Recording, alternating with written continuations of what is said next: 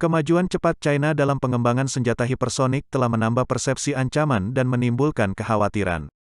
Pengujian rudal hipersonik yang sering dilakukan China telah menarik perhatian dunia. Tetapi, rupanya senjata yang lebih baru dan lebih tidak konvensional yang sedang dikembangkan China juga mengancam AS dan sekutunya.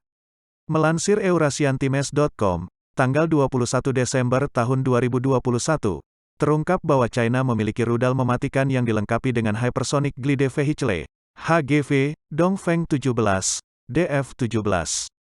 Amunisi jarak menengah tersebut mampu membawa hulu ledak konvensional maupun nuklir dan dilaporkan memiliki kecepatan Mach 5-10. China juga memiliki HGV sendiri DF-ZF.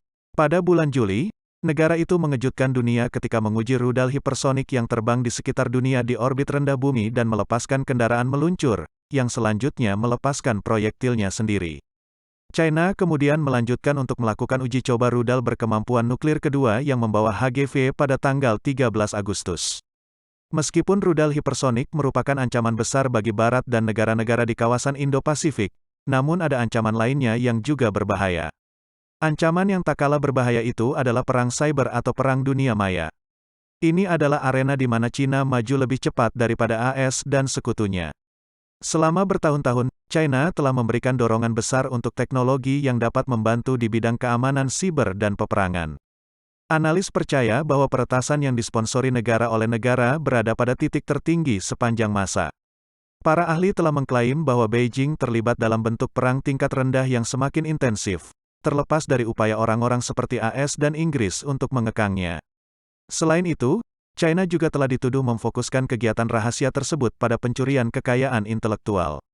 Selama bertahun-tahun, upaya ini menjadi lebih berani dan sembrono. Meski Beijing secara konsisten membantah klaim bahwa mereka mensponsori peretasan. Namun, Badan Intelijen percaya sebaliknya. Sementara Chia khawatir tentang China yang telah meretas saluran komunikasi rahasia yang digunakan oleh AS, MI6 Inggris telah memasukkan China sebagai ancaman prioritas utama. Telah diamati bahwa petugas penjebak dari negara lain yang menyamar sebagai perekrut di LinkedIn adalah taktik spionase Cina yang umum di dunia maya. Biasanya, profilnya adalah seorang wanita yang mencoba membuat pegawai negeri dan eksekutif di industri penting untuk mengungkapkan informasi tentang pekerjaan mereka dengan imbalan tawaran pekerjaan palsu. Badan Mata-Mata Domestik Inggris, MI5, memperkirakan 10.000 orang telah menjadi sasaran selama 5 tahun terakhir. Bahkan lebih lanjut dikatakan bahwa kegiatan tersebut berlangsung dalam skala industri. China disebut telah melembagakan arsitektur hukum yang kuat dan telah menawarkan kontrak pemerintah yang menarik, bersama dengan menyediakan sumber daya yang berlimpah, di mana semuanya untuk mengembangkan media yang menguntungkan bagi industri AI. Badan usaha milik negara maupun swasta telah selaras dengan orientasi strategis pemerintah pusat. Kepentingan negara menjadi prioritas utama dari kedua jenis perusahaan ini. Akibatnya, China tampaknya sedang dalam perjalanan untuk menjadi negara adidaya AI. Spionase teknologi, yang telah menjadi salah satu strategi utama yang digunakan oleh raksasa Asia itu, membantunya membuka jalan yang jauh lebih mudah dan lebih ekonomis untuk mengancam sumber kekuatan militer AS. Diplomat mencatat bahwa China menggunakan pembelajaran mesin dan algoritma AI untuk mereplikasi model pertahanan target, menggali urutan serangan yang ideal, dan melatih bentuk peretasan yang dioptimalkan. Kemudian, ia menggabungkan informasi yang diperoleh melalui serangan siber ke dalam kemampuan militer. Sebaliknya, AS belum menetapkan upaya seragam untuk memasukkan jaminan AI di seluruh perusahaan keamanan nasional AS. Itu disorot oleh laporan yang disiapkan oleh Komisi Keamanan Nasional untuk Kecerdasan Buatan.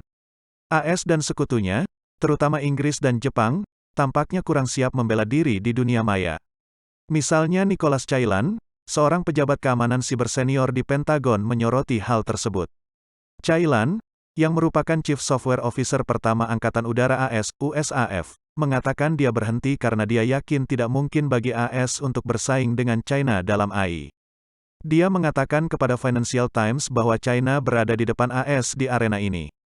Kami tidak memiliki peluang bertarung yang bersaing melawan China dalam 15 hingga 20 tahun. Saat ini, itu sudah menjadi kesepakatan, itu sudah berakhir menurut saya, katanya.